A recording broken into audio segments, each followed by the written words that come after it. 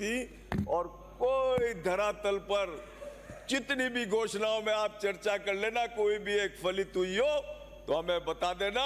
या उछल उछल कर आप कभी बैल में आते हो, कभी हमसे पूछते हो, अरे हम तो 6 महीने में हमने तो बहुत कुछ कर कर दिखा दिया। धन्यवाद दो उस प्रधानमंत्री का जिसने इस राजस्थान की धरा पर एक ऐसे मुख्यमंत्री को बैठाया जो किसान पुत्र, जिसके संकल्प में सेवा है, जिसके हृदय में सेवा है, जिसके मन में सेवा है, जो संवेदनाओं से भरा हुआ है, जो जनता के हित में मेहनत करना जानता है, खड़े होकर लोगों की समस्याओं को सुनना जानता है। कभी देखा ऐसा मुख्यमंत्री? धन्यवाद दो कि आपको एक ऐसा मुख्यमंत्री मिला है जो वास्तव में प्रदेश के हित में सोचने वाला है। आपकी भी सुध ली होगी, आपकी विधानसभा में भी काम हुए होंगे, जबकि हमारे समय में हमारे साथ पक्षपात किया जाता था, होता था, लेकिन आपके साथ ऐसा नहीं किया होगा। ये भजन लाल जी की सरकार है, आपको भी कुछ ना कुछ मिला होगा। हमारे यहां ऐसे पक्षपात नहीं चलते, क्योंकि प्रदेश में जो भी रहने वाला व्यक्ति है वो हमारा प्रदेशवासी है। उसके सबके विकास की, सबके स्वास्थ्य की, सबकी चिकित्सा की चिंता भारतीय जनता पार्टी की सरकार करेगी। बंधु, आपकी इस आतुरता देखते बनती है, उछल उछल के पड़ते हैं जो अच्छा नहीं लगता है, इसलिए आपको ये बात बता रहे हैं। 5 साल का ऐसा गुंडा राज, माफिया राज, जहां देखो वहीं भू माफिया, रेत माफिया, और ये बता रहे थे आपके मंत्री तक उसमें इन्वॉल्व थे और आपके दूसरे जो नेता थे वो खुलेआम उन पे आरोप लगाया करते थे, लेकिन फिर भी खुलकर लूट मची हुई थी, जमकर लूट मची हुई थी। गुंडा राज बन गया था राजस्थान, पूरी तरीके से गुंडा राज बना दिया था। गैंगस्टर यहां पनपने लगे थे, तलवारों खुली लेकर हाथ में, चाहे किसी की भी गर्दन काटते थे। पूरे राजस्थान की जनता दहशत ज़दा कर दी थी आपने। उत्तर प्रदेश से योगी जी भगाते थे, आप उनको यहाँ पहनाकर उनकी आओ भगत करते थे, यहाँ बैठाकर उनकी मेहमानवाजी करते थे, अतिथि बनाते थे उनको। यूपी से गुंडे, उत्तर प्रदेश से गुंडे राजस्थान में आपके मेहमान बनकर आते थे। आपने इस राजस्थान को मादक द्रव्यों की राजधानी बना दिया था 5 साल में। जितने मादक द्रव्य के केस इस राजस्थान की धरती में युवाओं के ऊपर मादक पदार्थों का सेवन करने का जो प्रयास एक कुत्सित भावना के साथ किया गया, पाकिस्तान से जो है लगातार जो खेप आती थी, खेप तस्करी की खेप आती थी, मादक द्रव्यों की खेप आती थी, कोई रोकने वाला नहीं था।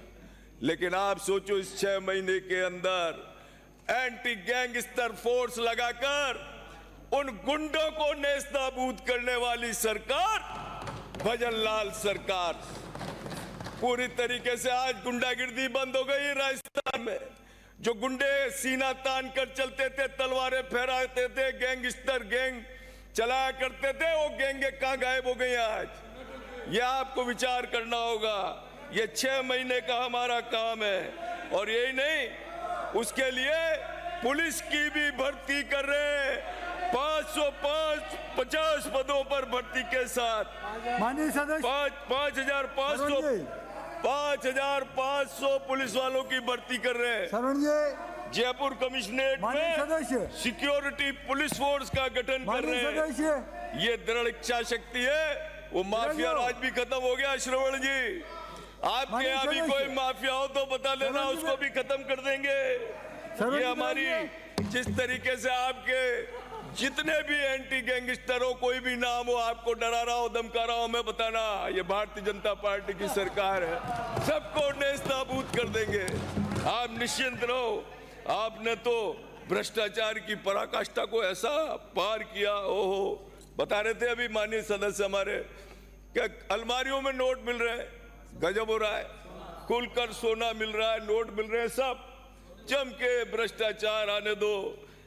यहां तक कि पाकिस्तान के माफिया तस्करी नहीं, आपके पुलिस कर्मी भी सिंडिकेट बनाकर इन सारे मादक द्रव्यों की तस्करी में लिप्त थे। ऐसे बहुत सारे उदाहरण आपको तथ्यों के समेत हम दे देंगे।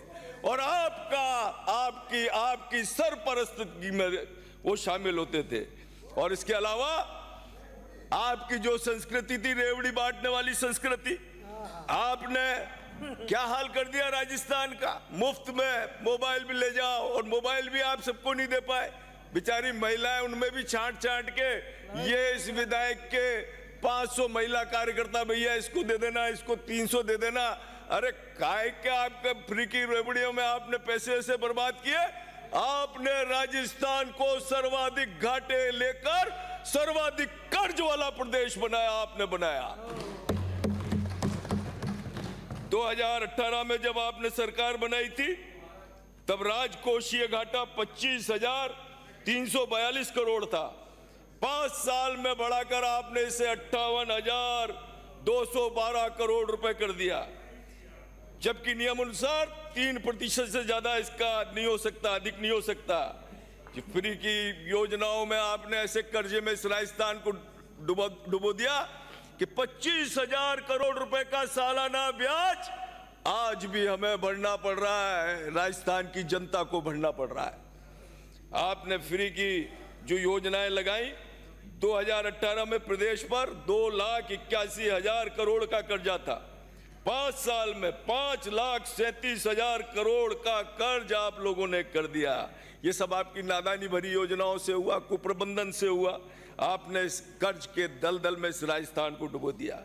आपने प्रदेश को दिवाला कर दिया। नंबर 1 कर्जदार घाटे वाला प्रदेश आप लेकर आए, और वो हिसाब दे रहे थे। हिसाब ये है, फाइनेंस से पढ़कर आने के बाद वो बता रहे, अरे साफ साफ मालूम है, अरे आपने कहा कि तो 1 रुपया कम किया हमारा, तो नहीं, पेट्रोल पे डीजल पे बस 1 रुपया कम हुआ।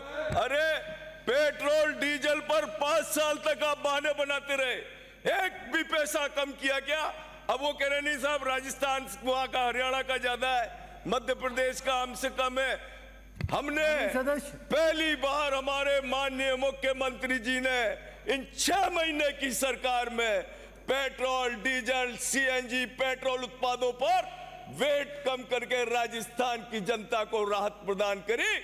आप तो नहीं कर पाए ना, आप सिर्फ बहानेबाजी करते रहे, टाल मटोल करते रहे।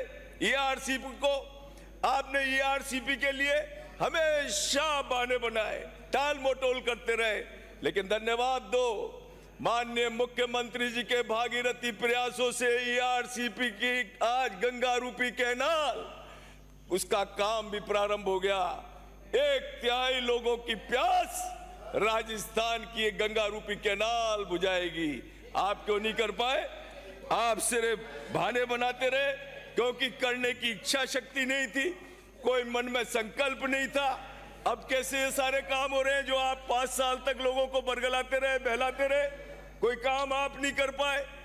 लेकिन कुछ करने की इच्छा शक्ति होती तो राजस्थान की जनता इस तरीके से आपको नकार के और बाहर नहीं फेंकती, तो निश्चित रूप से आपका भी सम्मान करती, थोड़े से और विधायक दे देती, तो कम से कम और अच्छा विपक्ष आपका होता। अभी तो खाली पड़ा है आपका।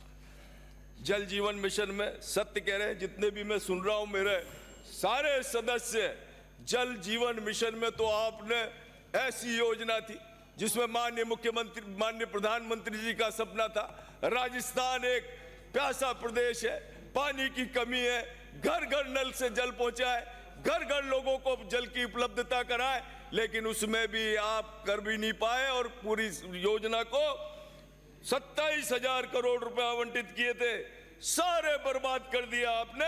और जितने भी आपने काम किए वाटर रिसोर्सेज नहीं थे, स्रोत नहीं थे, पानी की उपलब्धता नहीं थी, पाइपलाइन डाल दी, कबाड़े से लाके ठेकेदार जी ने डाल दी। आपको भी मालूम है, आपकी आंखों के सामने काम चल रहा है और धुआंधार चल रहा है, भ्रष्टाचार चल रहा है। जेजेएम में गजब कर दिया आप लोगों ने, राजस्थान के लोगों के साथ ऐसी नाइंसाफी आप लोगों ने करी है। जबकि अब इसी योजना में 55,846 अतिरिक्त गांवों को जोड़कर शुद्ध पेयजल पहुंचाया जाएगा। इस योजना में 20,000 करोड़ की 6 पेयजल परियोजनाओं के साथ 183 शहरी क्षेत्रों में भी पेयजल के लिए 5,000 करोड़ की राशि प्रत्येक प्रदेशवासी की शुद्ध पेयजल उपलब्धता की गारंटी के साथ काम किया जाएगा। बिजली में आपने ऐसे किया, फ्री बिजली बांट दी, फ्री बिजली देंगे, फ्री बिजली देंगे, फ्री बिजली में भी लोग बाग जो है चक्कर काटते रहे और स्थिति ये थी कि आपने उस सब्सिडी के पैसे नहीं दिए। 90,000 करोड़ रुपए की जो राशि है वो कंपनियों को घाटा सहना पड़ा और ये घाटा उन कंपनियों का नहीं, राजस्थान के प्रदेशवासियों पर पड़ा है। आप लोगों ने क्या क्या इन 5 सालों के अंदर किया है, यदि आप मन से सोचो, हृदय से सोचो, तो आपको वास्तव में शर्म आनी चाहिए कि जिस तरीके से शासन व्यवस्था रही है 5 साल तक की, क्या हालात आपने इस राजस्थान के कर दिए थे। चिकित्सा में मैं पूछना चाहता हूं, 25 लाख रुपए आपकी सारी योजनाएं अप्रासंगिक थी। किस व्यक्ति का, एक व्यक्ति आके बता दो 25 लाख रुपए का किसी का इलाज बनाओ, सिर्फ वाहवाही लूट लो, तालियां बजवा लो, एक व्यक्ति का नाम बता दो जिसने 25 लाख रुपए का इलाज करवाया हो।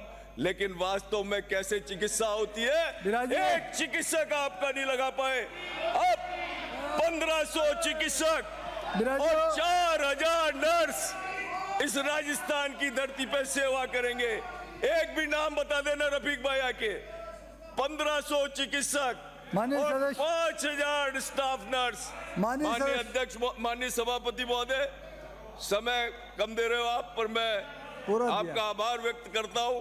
जिस तरीके से कांग्रेस सरकार की जो नीतियां रही, कुप्रशासन रहे, उसको हम भुगत रहे हैं, लेकिन इन 5 सालों के अंदर हम ये वादा करते हैं राजस्थान के जनता से कि जिस तरीके से हमने बजट को प्रस्तुत किया है, बजट पूरा इंप्लीमेंट होगा, एग्जीक्यूट होगा और आने वाला राजस्थान उद्योगों में भी मैं आपको बता दूं, आपने कोई इंफ्रास्ट्रक्चर डेवलप नहीं किए, लेकिन आज हमारे द्वारा जो उद्योग को लेकर काम किए जा रहे हैं, इस प्रदेश को उद्योग के रूप में भी हम लोग आमंत्रित करेंगे और लोग स्वयं आकर्षित होकर राजस्थान की धरती पर अपने उद्योग स्थापित करेंगे। बहुत बहुत धन्यवाद माननीय सभापति महोदय,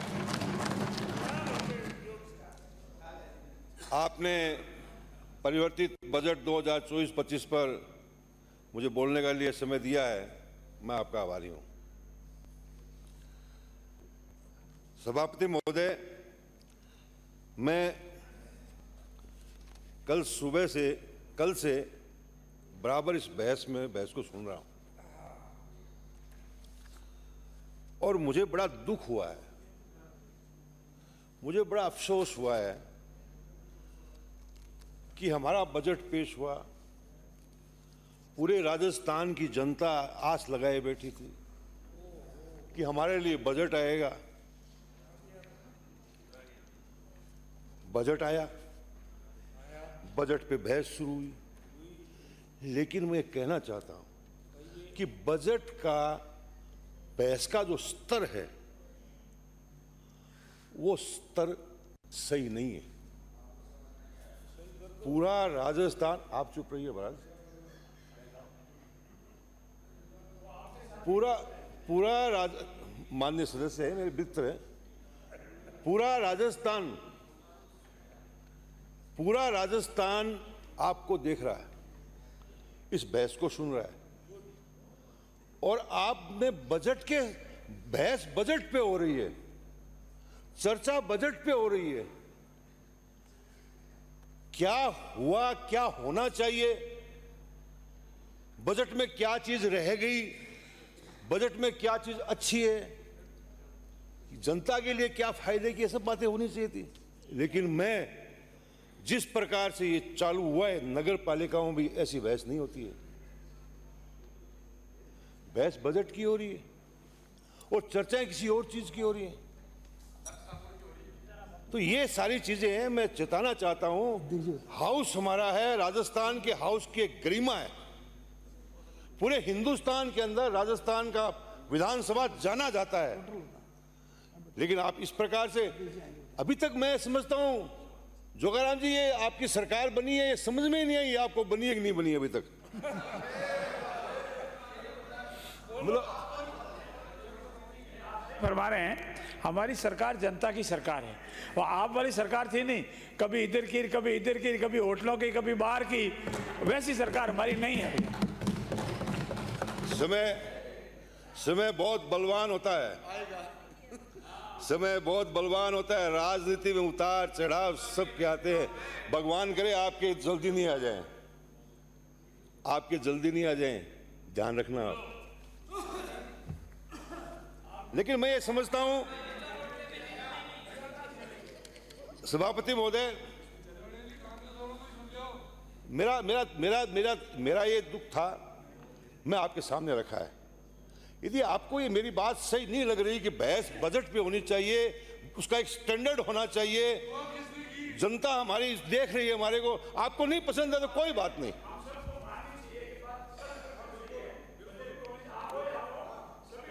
करें, बिल्कुल सही फरमा रहे हैं। बस सभापति महोदय, मैं बैठा बैठा ये महसूस कर रहा था कि यदि राज्यपाल का अभिभाषण होता, राज्यपाल महोदय का, तो जो बातें अब जो हो रही हैं, राजनीतिक बातें, जो बजट के अलावा बातें हो रही हैं, वो सारी बातें उसके अंदर आ जाती। लेकिन पता नहीं किस सलाहकार के सलाह में आकर के आपने जो राज्यपाल जी का, राज्यपाल महोदय का अभिभाषण नहीं कराया। आप कराते तो राजस्थान की जनता को इसका लाभ मिलता। राज्यपाल का भाषण तो नहीं कराया, लेकिन मैं लंबे समय से काम कर रहा हूं और केंद्र से पहले बजट पेश करना कर सकते हैं, हमारा अधिकार है। लेकिन अच्छा होता, आपके लिए अच्छा होता, प्रदेश के लिए अच्छा होता, हम सब के लिए अच्छा होता यदि केंद्र सरकार के बजट के बाद हमारा बजट रखा जाता। आज हमारा शेयर क्या होगा? आज कोई बता सकता है खड़ा होकर के कि हमारा शेयर क्या होगा? कोई नहीं बता सकता। इसलिए यदि बाद में रखा जाता, हम सब फायदे की बात होती। सभापति महोदय, सरकार ने जो बजट रखा है बहुत लंबा समय लिया, 3 घंटे तक हम बैठे रहे और 3 घंटे तक सुनते रहे। अच्छी बात है, लंबा भाषण पढ़ा आपने, लेकिन भाषण में आपने बजट में रखा क्या? आपने 3,34,000 करोड़ का बजट पेश किया है और राज्य की आमदनी क्या है? 2,64,000। बाकी कहां से आएंगे?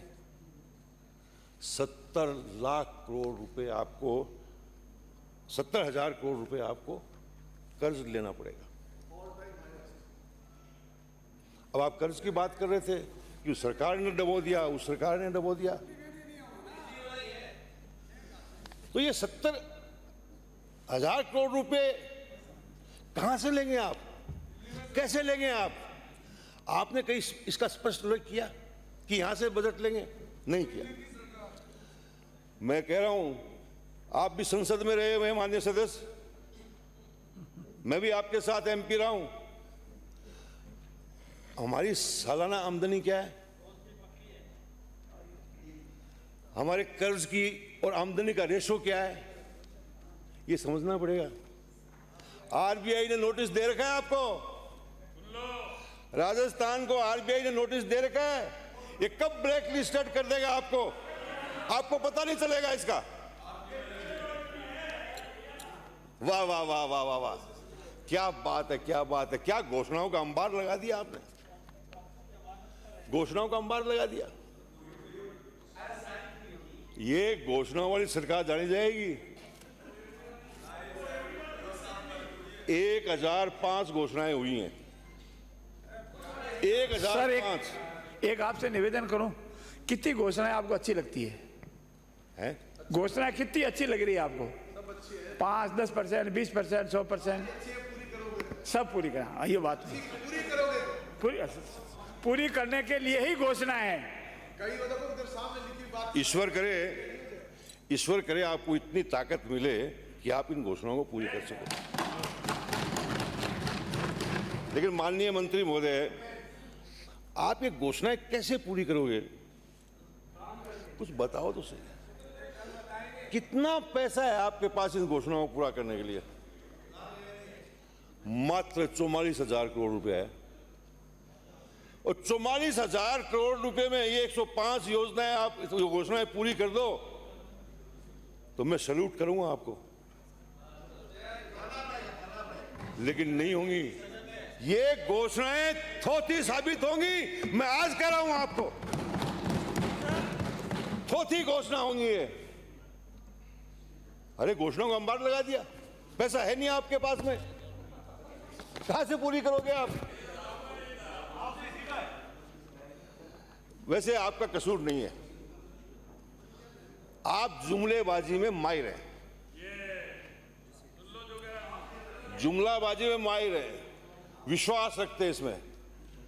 आज भी 10 साल हो गए, लोग 15 लाख रुपए का इंतजार कर रहे हैं, अपना खाता अभी भी टंटोल रहे हैं,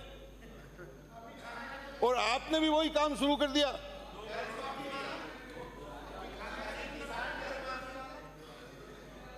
अब आप देखिए, आप बार बार प्रधानमंत्री जी का नाम ले रहे हैं। मैं सोच रहा था कि हमारे मुख्यमंत्री जी बैठे हैं, कितने भले आदमी हैं। मैं बताता हूं ताली, भले आदमी हैं।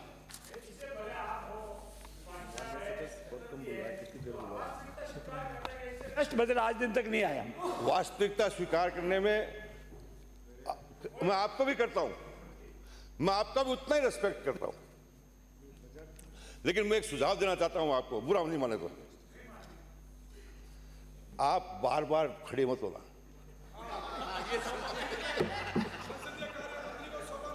देखिए, मैं हिंदुस्तान की तीनों संस्थाओं में रहा हूं, सदनों में रहा हूं। बीच में बार बार उठना, मैं समझता हूं अच्छे पॉलिटिशियन की पहचान नहीं है। और मैं आपको इतना अच्छा मानता हूं, मुझे दुख होता है कि बार बार क्यों खड़े हो रहे हैं। तो मेरा है सुझाव है, मैं इसको पूरा नहीं मत मानना, मेरा मन है, मैंने बोल दिया ऐसा। लेकिन जब बार बार प्रधानमंत्री जी का नाम बोल रहे थे, तो बीच में कभी कभी मुख्यमंत्री जी का भी नाम आ रहा था, तो मैं समझता कि कभी कभी दबाव में मुख्यमंत्री जी को भी याद तो किया जा रहा है, याद तो किया जा रहा है। बहुत अच्छी बात की। लेकिन मैं एक बात पूछना चाहता हूं आपसे। पार्लियामेंट का चुनाव हुआ, आपने राजस्थान का नजारा देखा, 11 सीटें आपने हारी, 25 का नारा दिया आपने, हेक्टिक की बात करी। अब मोदी जी तो कुट्टी हो गए, आपसे मोदी जी कुट्टी हो गए। 25 की बात कही आपने, और आपने जो है 11 खो दी। अध्यक्ष महोदय, मैं तो शुरू नहीं किया, सभापति महोदय।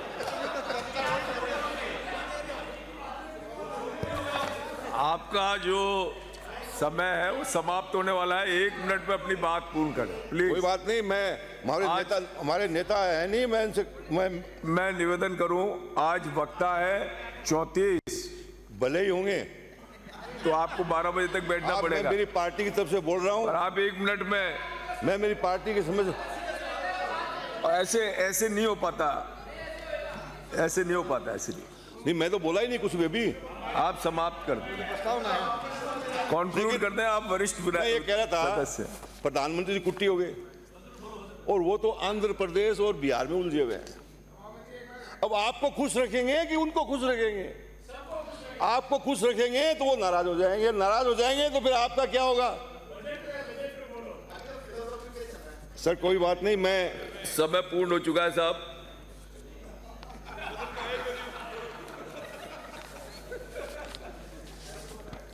ये मेरी पार्टी का है। समय बंटवारा जो इसमें लिखा हुआ है,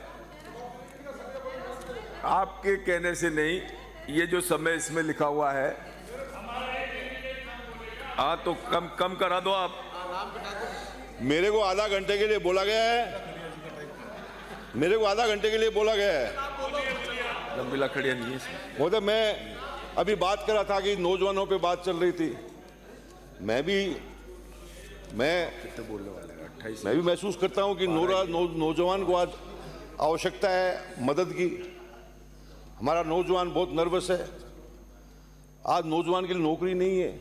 घोषणाएं होती हैं, कहीं 2 करोड़ की होती हैं, कहीं 1 लाख की होती हैं, लेकिन नौकरियां हैं कहां? आज हमको ये सोचना पड़ेगा। इसके साथ साथ में एमएसएमई को तरफ ध्यान देना पड़ेगा हमारे को। एमएसएमई की हालत हो रही है, एमएसएमई की हालत बहुत खराब हो रही है। हमारी उत्पादन क्षमता 60% गिर गई है। बिजली काट रहे हो, 8 घंटे बिजली दे रहे हो, तो कैसे हमारे जो है बड़े बड़े उद्योग धंधे वो जो चमक रहे हैं, छोटे फेल हो रहे हैं। इसके ऊपर ध्यान देना चाहिए, मेरा सुझाव है। महोदय, आज मैं हमारे कृषि सेक्टर है, हमारा देश का सबसे बड़ा सेक्टर है। सब कहते हैं किसान किसान किसान, हमारा अन्नदाता है, हमारी रीढ़ की हड्डी है, लेकिन किसान की क्या हालत हो रही है? पिछले 10 साल के अंदर जो किसान की हालत हुई है, हिंदुस्तान कभी माफ नहीं करेगा। हिंदुस्तान का किसान कभी माफ नहीं करेगा। किस प्रकार से सड़कों पे पड़ा रहा, किस प्रकार से उसके साथ उनके लोग जो है शहीद हुए 10 साल के अंदर। और मैं कहना चाहता हूं, चेतावनी देना चाहता हूं, ये फिर शुरू होगा। कल पंजाब के अंदर पूरी भारी की मीटिंग हुई है किसान यूनियन की, और फैसला लिया है उन्होंने पूरे देश में आंदोलन करने का। इसलिए समझ जाइए आप, ये बात कहना चाहता हूं। लेकिन एक बात सुनिए, आप जो है मुख्यमंत्री जी से मिलके भी मैं कहूंगा, हम सब लोग किसान के बेटे, ज्यादातर। आज हमारे पास क्या है? कुछ भी नहीं है, लेकिन हमको सबको इसकी स्टडी तो करनी चाहिए। मेरा सुझाव है कि केरल की स्टडी करनी चाहिए कि केरल के किसानों के साथ क्या है। वहां नारियल का पानी का भी जो है वो एमएसपी मिलता है, एमएसपी नारियल के पानी का, सब्जियों का। आज हमारे क्या हालत है? हमारे जो है आपके जिले के टमाटर देख लीजिए, प्याज देख लीजिए, सड़कों पे मिलते हैं। कोई किसान की क्या हालत हो रही है? बाजरी हमारी बम्पर क्रॉप है। हमारा सारा राजस्थानी इकोनॉमी बाजरे के ऊपर है, लेकिन बाजरी खरीद तो बात तो चली एमएसपी के अखबारों में कि बजट में आएगा, लेकिन नहीं आया। लेकिन विचार करना चाहिए इसके ऊपर विचार करना चाहिए। मैं समझता हूं कि आप जरूर करेंगे। 1,45,000 किसानों की आपने कृषि कनेक्शन देने की बात की है, एकदम हास्यास्पद लग रही है। अरे बिजली कंपनियों के इंफ्रास्ट्रक्चर के लिए पैसा कहां है आपके पास? क्या हालत है कंपनियों की? अरे तार के लिए बोलते हैं, पोल के लिए बोलते हैं, तो वो नहीं है। ये हालात हैं, ये सोचने की जरूरत है। आपने 33,000 जो थर्मल पावर की बात कही है, 3300 मेगावाट की, कहां से पूरा करोगे आप? आपका एग्जिस्टिंग जो थर्मल पावर है उसके लिए कोयला नहीं है आपके पास में, उसके लिए कोयला नहीं मिलेगा। मैं गारंटी कैसे कह सकता हूं कि ये कभी पूरा नहीं होने वाला नहीं है। साथियों, मेरे सरकार के साथियों मित्रों, मैं किसान का बेटा हूं। कुंभाराम लिफ्ट कैनाल हमारा जैसे एरिया का बहुत बड़ा